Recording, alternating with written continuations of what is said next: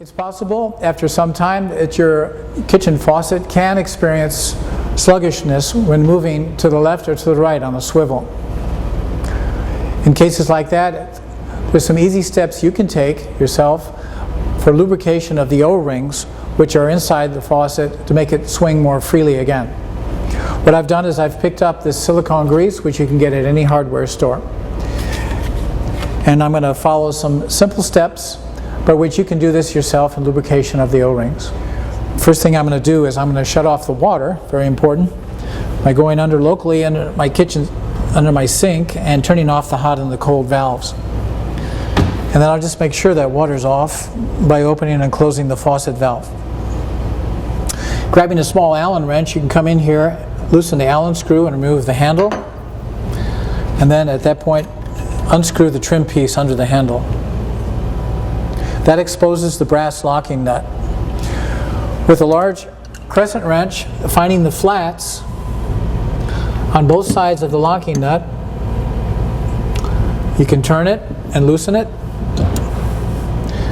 Take the rest of the way off with your fingers, and that frees the cartridge which is inside the cartridge sleeve. I'm going to remove the cartridge,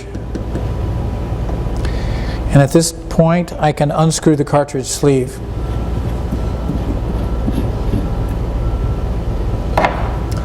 Underneath, I've got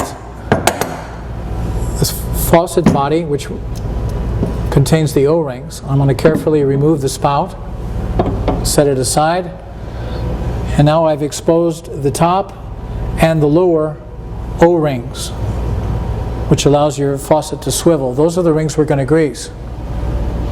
Grabbing my silicone lubricant, I can now take some and run some thinly, not too much, you don't want to goop it on, around the top and the bottom O-ring. Once I have those O-rings lubricated, I'm ready to reassemble.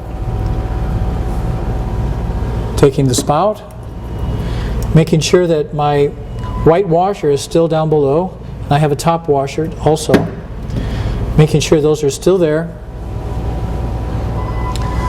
At this point I'd like to point out that on top of this part of the faucet body there are two holes that I want you to remember and take note of. Those two holes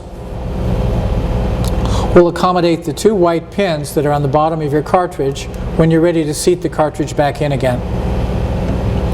Before you do that, you're going to have to put on the cartridge sleeve. Thread it on, screw it, and secure it. Now we're ready for the cartridge. Remembering the two pins, but also make sure that your gasket is in place in its groove on the bottom of the cartridge. Now you're ready to line up the pins and make sure they seat down into the holes that I showed you earlier, and you know they're in the holes if you cannot turn the cartridge. We're ready for the brass locking nut now. Screw it on by hand until you're ready to use your crescent to secure it.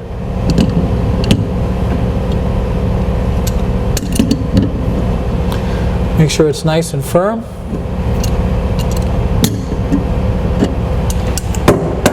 I'm ready for the trim piece, which screws on, and finally the handle,